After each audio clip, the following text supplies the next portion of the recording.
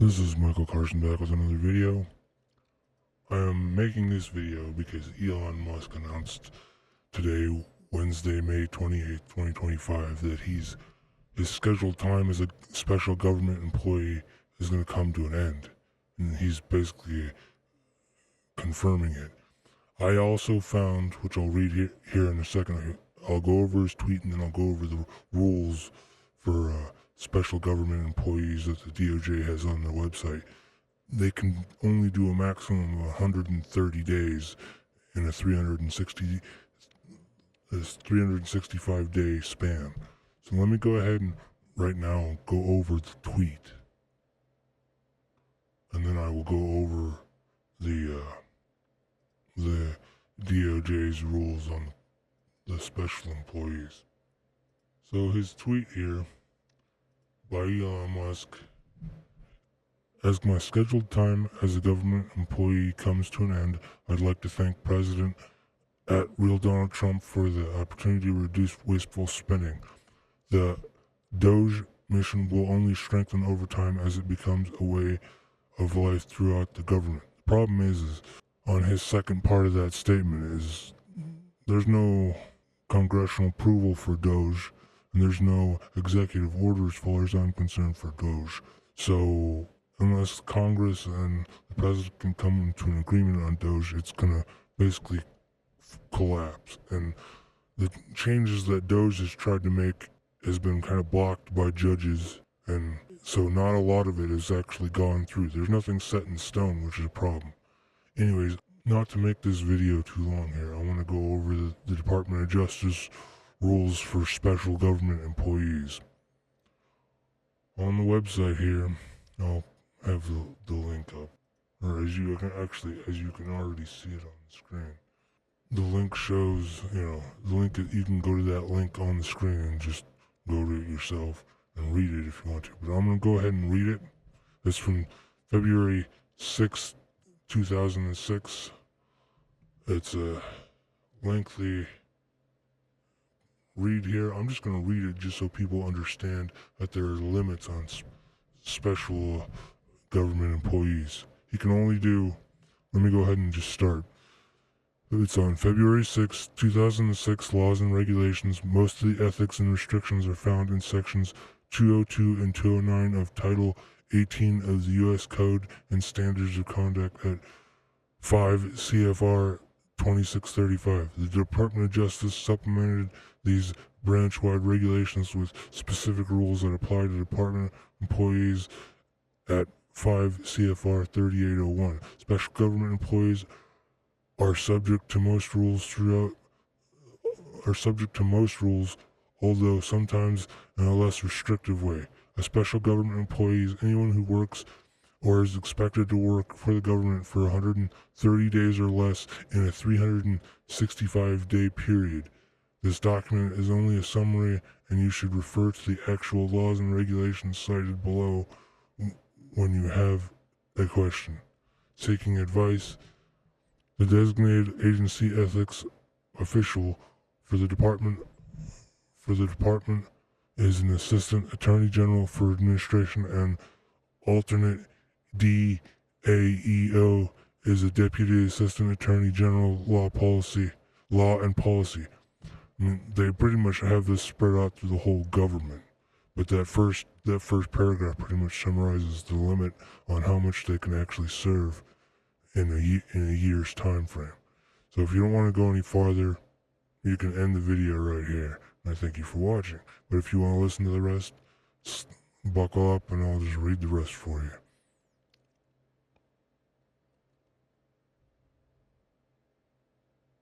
Justice management.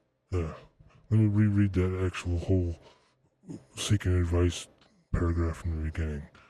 The designated agency ethics official, DAEO, for the department is the Assistant Attorney General for Administration, and the alternate DAEO is the Deputy Assistant Attorney General, Law and Policy, Justice Management Division. The ethics program is managed centrally by the Department Ethics Office, which coordinates the program through a network of deputy DAEOs in all components. You may call the ethics office at 202-514-8196 to obtain advice on the rules or to obtain the name and telephone number of your deputy DAEO. You will receive approval and waivers referred to in this document for your determining official in concurrence with your deputy DAEO. You will not be subject to any disciplinary action for violating the standards of conduct for actions taken in reliance on advice of the ethics official, as long as you provide the ethics official with all the relevant facts concerning your proposed action. Conflicts of interest. The governing statute on financial conflicts of interest is 18 U.S.C. 208. It prohibits participating in matters that affect your financial interests as well as those of your spouse, minor child, or general partner in an organization which you serve as an officer, director, trustee, partner, or employee, or an organization you are negotiating with for future employment. Remedies to Section 208 include an automatic exemption for an interest in a diversified mutual fund, for an interest in certain employee benefit plans, and for interest in securities that do not exceed $15,000. When participating in a matter having parties and $25,000, $50,000 for all affected interests when participating in manual of general applicability, a determining official may also grant an individual waiver if your interest is not large. If you do not qualify for a waiver, you will have to disqualify yourself from participating in any matter that affects your financial interests.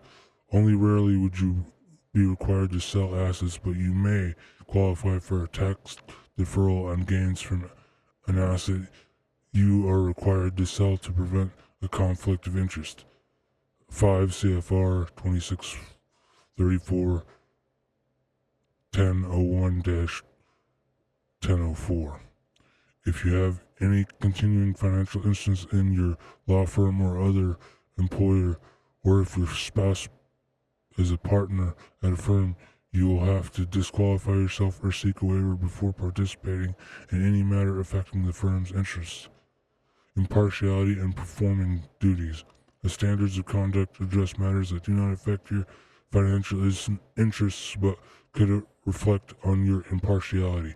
You may not participate without authorization, in particular a matter involving specific parties which you know is likely to affect the financial interests of a member of your household. You may also have to disqualify yourself from a matter if someone with whom you have personal or business relationship is a party or represents a party to the matter. This includes clients as well as your spouse's employer. 5 CFR 2635.501-502. Financial disclosure. As a special government employee, you may be required to submit a financial disclosure report within 30 days of assuming your position. If you are paid above the rate to a GS 15 and expected to serve more than 60 days, you are required to submit a report that is made available to the public. Well, he wasn't paid. That's how you avoid that. If you are paid or below that level, you must file a report on a confidential basis if your decision making could have economic effect on a non-federal entity. 5 CFR 2634. Outside activities. General guidance. Generally, you should not engage in outside activities, including employment that conflict with your official duties. An activity conflicts with your duties if it would require you to disqualify yourself from matters so critical that your ability to perform your duties would be impaired. 5 CFR 2635.802. The Justice Department rule prohibits outside practice of law unless it is uncompensated and in a nature of community service or on behalf of yourself, your parents, spouse, or children. You are also prohibited from engaging in employment that involves a criminal matter or a matter in which the department is or represents a party. This prohibits this the prohibitions may be waived by the Deputy Attorney General and generally are waived in the case of special government employee. 5 CFR 3801.106. Representations before the federal government. You may not represent someone before the court or agency for the federal government or accept compensation for someone else's representation on a matter in which you are participating personally and substantially, in which the U.S. is a party or has an interest. If you are serving for more than 60 days in a 1-year period, you may not represent someone else before the government on the matter that is pending in the department, or may not share in fees with someone else's representation. This does not prohibit representations on matters pending in court or before a grand jury. 18 U.S.C. 203 and 205. You may not serve as an expert witness without compensation in any proceeding before the court or an agency of the U.S. in which the U.S. is party or has interest in which you are participated as a government employee unless authorized. If you are served or expected to serve more than 60 days in a 1-year period, this provision extends to any proceeding in which the Justice Department is a party or has direct and substantial interest. 5 CFR 265.805. And this will generally be spread throughout the entire government as well, just so you know. Because this is the bulk summary of how it applies to all government branches, for the most part. Teaching, speaking, and writing. You may accept compensation for teaching a course that is part of a curriculum of a recognized institution of learning, even when the subject relates to your official duties. You are prohibited from accepting compensation not to include travel expenses for speaking, writing, and teaching, other than at a recognized institution that relates to your official duties. Something relates to your duties if you are invited to speak or write because you are in an official position or by someone whose interests you may affect in your government job, or if the subject deals with a present assignment of yours. If you do not serve or are not expected to serve more than 60 days in a 1-year period, the restriction applies only in particular matters involving specific parties in which you participate personally and substantially. There should be no use of your official title to promote the activity except for inclusion in biographical details or with a scholarly article having a disclaimer. 5 CFR 2635.807. Fundraising. You may not engage in fundraising in your official capacity unless authorized by law or regulation. I wonder if that extends to presidents, members of Congress. We'll have to see. We'll have to see if anybody digs that out, because I'm not going to bother.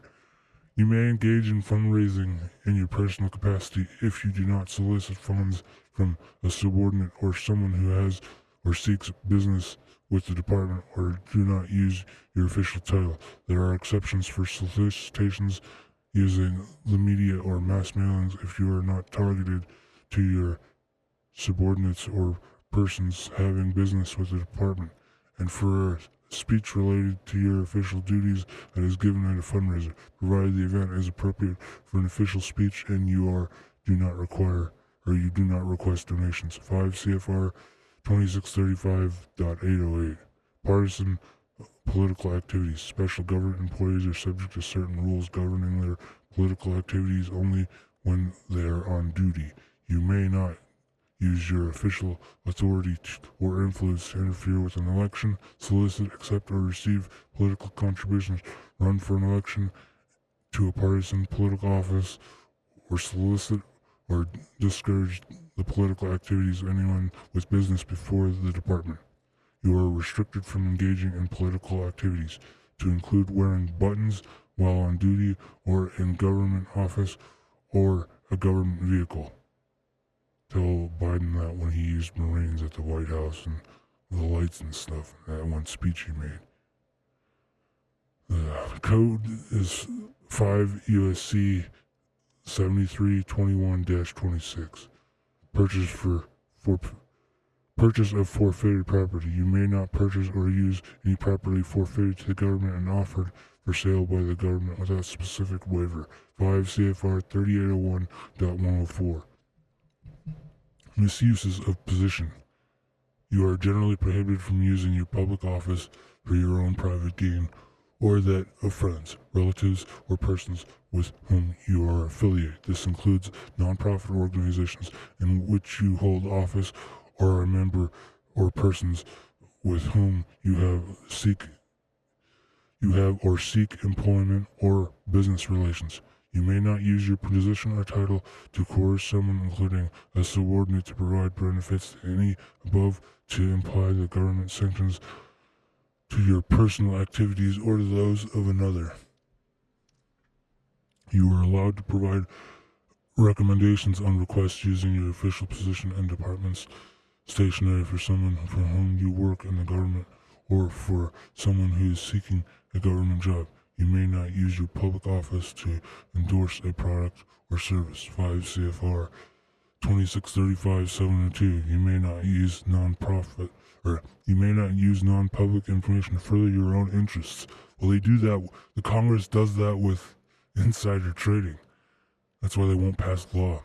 Information designated non-public ranges from that protected from disclosure by law to information that has not been authorized to be made available to the public. 5 CFR 2635.703. That right there should be reason to get half of Congress for insider trading.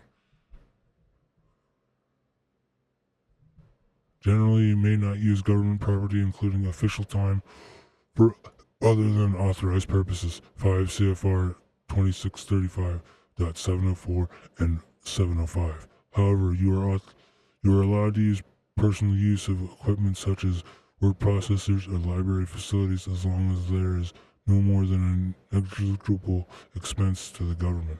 28 CFR 45.4. Acceptance of gifts or other things of value. In general, you may not accept gifts from anyone who has or seeks business with the department or any organization composed of such persons. You are prohibited from accepting a gift given because your official position. 5 CFR 2635.202. There are exceptions that permit you to accept. 1. Gifts of $20 or less per occasion of a total of $50 from one source annually. Gifts based on a personal or outside business relationship. Discounts and similar benefits offered to a broad group. Awards for meritorious public service or honorary degrees for which you may need approval. Free attendance, food, materials from a sponsor of a gathering of an industry or possession or a conference where you are a speaker if your attendance is seen to further agency programs and is approved. Gifts from foreign governments up to $480. 5 USC 7342. Food and refreshments not offered as part of a meal, greeting cards, and plaques. Favorable rates, commercial discounts and rewards, and prizes and contests or events open to the public are excluded from definition of a gift. 5 CFR 2635.02. 5 CFR 2635.203 and 204. Acceptance of expenses for official travel. With approval, they may accept travel expenses from 1. Non-federal source for attendance at meetings or other functions, but not to carry out statutory functions. 31 USC 1353 and 41 CFR 304. Foreign governments, if overseas. 5 USC 7342. Note any promotional benefits or materials received from travel service provided in connection with official travel may be retained for personal use, if such items are obtained under the same conditions as those offered to the general public and at no additional cost to the government. Gifts to superiors. Generally, you may not give gifts to an official superior or solicit contributions from another employee for a gift to a superior, except on special occasions. You may not accept gifts from employees receiving less pay than you unless you are not in a superior subordinate relationship. 5 USC 7351 and 5 CFR 2635.301 through 304. Supplementation of government salary. Special government employees are not subject to statute that prohibits other employees from accepting compensation for services to the government from anyone but the government. 18 USC 209. Seeking other employment. And how many people had jobs as well as being government employees that haven't been prosecuted? Under the standards of conduct, you may require to disqualify yourself from participating in a matter that affects the financial interests of a prospective employer when you are seeking but yet not negotiating for employment. Seeking employment generally includes sending a resume. 5 CFR 2635.601 through 606. Post-employment restrictions. Former employees prohibited from representing someone else before the government on a particular matter involving specific parties in which he participated personally and substantially while working for the government and in which the U.S. is a party or has substantial interest. 18 USC 207A1. The bar rules prohibits behind-the-scenes work such as on such a matter and extend to this bar to the entire law firm unless the former government employee is screened from the matter. AB Model Rule 1.11.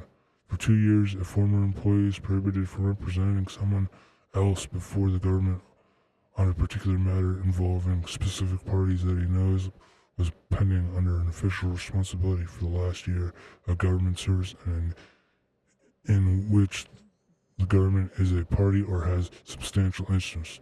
18 USC 207A2. 1. For most employees, determining official is the head of their component. A deputy attorney general is determining official for component heads reporting to him. For the associate attorney general and for employees in the office of attorney general, the associate attorney general is determining official for component heads reporting to him, and for deputy attorney general, the determining officials for the attorney generals and for U.S. trustees and their employees are directors of their respective executive offices. Updated November 13th, 2023. Interesting. Anyways, those are some of the rules that government employees that are called special employees need to follow. And you can get waivers for some of this stuff. If you enjoyed watching this video, please give it a like on your way out and please consider watching another. And have yourself a wonderful day. Again, thank you for watching. Please consider watching another video. Like and share so the videos get traction, and I appreciate it. And have yourself a wonderful day.